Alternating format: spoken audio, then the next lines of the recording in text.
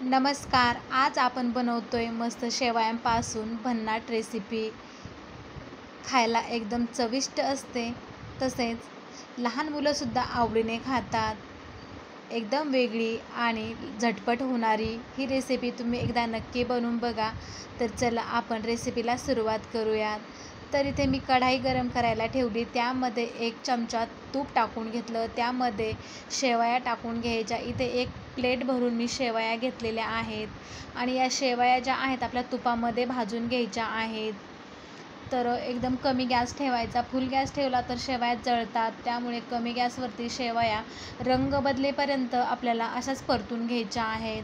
खूपच टेस्टी हा पदार्थ बनतो. लहान मुलांना मॅगीऐवजी चांगलंच ऑप्शन म्हणून तुम्ही खूपच टेस्टी असा पदार्थ आहे. शेवया इथे मी खमंग अशा भाजून घेतलेल्या आहे. जास्त लालसुद्धा करायच्या नाही. तुपामध्ये हलक्याशा भाजून घ्यायच्या. थोडासा कलर चेंज होईपर्यंत वास यायला लागला शेवयांचा की शेवया काढून घ्यायच्यात. तर या शेवया ज्या आहेत त्या गव्हापासून बनवलेल्या आहेत, त्यामुळे खूपच हेल्दी आहे. तर इथे मी भाजून घेतलेल्या आहेत. अशाच प्रकारचा कलर आपल्याला शेवयांना हवा आहे. तर चला आपण आता शेवया एका प्लेटमध्ये काढून घेऊयात. शेवया काढून घेतल्या. पुन्हा तीच कढाई ठेवून घेतली गॅसवरती. पुन्हा यामध्ये तेल टाकून घ्यायचं. तर इथे मी तेल वापरते कच्च्या घाणीचं मोहरीचं तेल.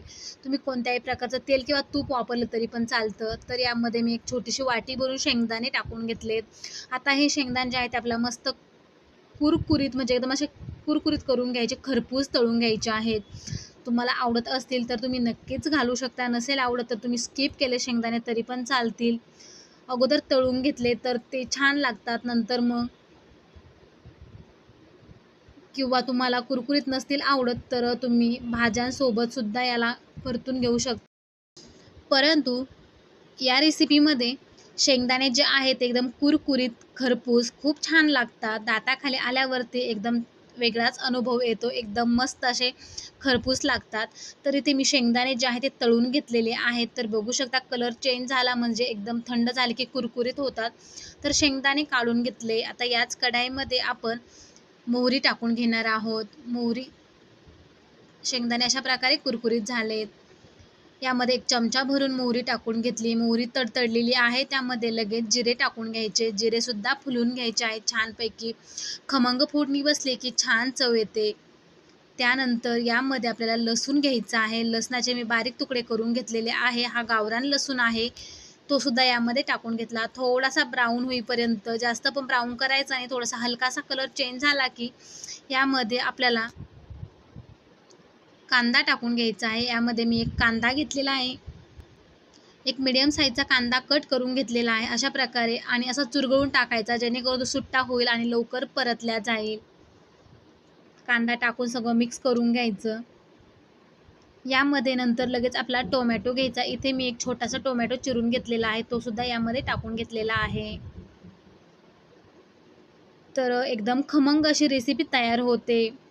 खूपच टेस्टी बनते. घरगुती पद्धतीने एकदम घरच्या साहित्यामध्ये एकदम सहज मुलांना टिफिनमध्ये देता येईल अशी ही रेसिपी आहे. त्यानंतर कांदा आणि टोमॅटो मऊ होण्यासाठी आपण यामध्ये थोडंसं मीठ टाकून घेतलेलं आहे. मिठामुळे टोमॅटो आपला लवकर शिजतो. त्यानंतर पुन्हा सगळं मिक्स करून घेतलं. त्यानंतर हिरवी मिरची 2 ते 3 हिरव्या मिरच्या मी ते कट करून घेतलेल्या आहेत.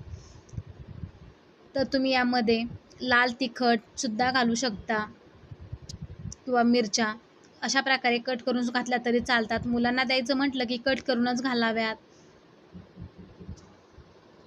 जेणेकरून मुलं त्या सहज वेगळ्या करतील. त्यानंतर यामध्ये अर्धा चमचा मी गरम मसाला टाकून घेतलेला आहे. पुन्हा मिक्स करून घ्यायचं. आता यामध्ये हळद टाकून घ्यायची. हळदसुद्धा टाकून घेतली आणि सगळं मिक्स करून घ्यायचं. त्यानंतर यामध्ये आपल्याला आता पाणी टाकून घ्यायचं. पाणी इथे मी छोटा तांब्या आहे तो अर्धा तांब्या इथे मी पाणी टाकून घेतलेलं आहे.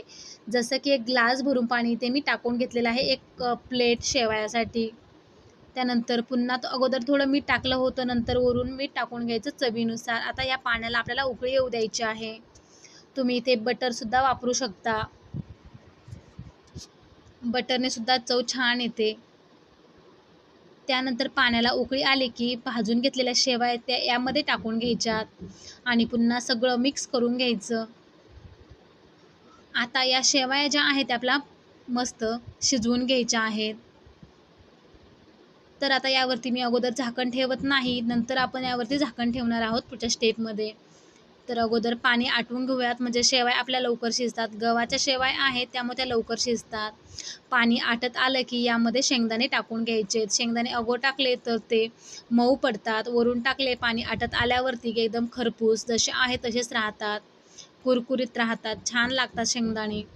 तर पाणी पूर्णपणे आटलेलं आहे. आता यावरती आपण थोडा वेळ झाकण ठेवून घेऊयात पूर्ण पाणी आटल्यावरती, जेणेकरून वाफेने शेवया एकदम मऊ होतील, शेंगदाणे कुरकुरीतच राहतील. तर खूप टेस्टी रेसिपी आहे. एकदा तुम्ही मुलांना टिफिनसाठी नक्की बनवून द्या आणि तुम्हीसुद्धा नाश्ता या पद्धतीने एकदा बनवून खा. खूपच टेस्टी लागतो. भन्नाट चवीचा असा नाश्ता आपला सकाळच्या घाई गडबडीमध्ये तुम्ही नक्कीच बनवून खाऊ शकता.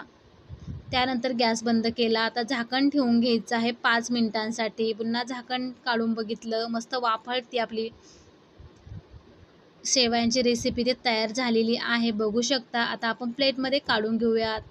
तर कशी वाटली रेसिपी नक्कीच कमेंट्स करून सांगा. आवडल्यास लाईक करा, शेअर करा. तुम्हीसुद्धा या पद्धतीने शेवयांची रेसिपी मुलांना खाऊ घाला, तुम्हीसुद्धा करून खा. आणि अशाच नवनवीन व्हिडिओज बघण्यासाठी चॅनलला नक्की सबस्क्राईब करा.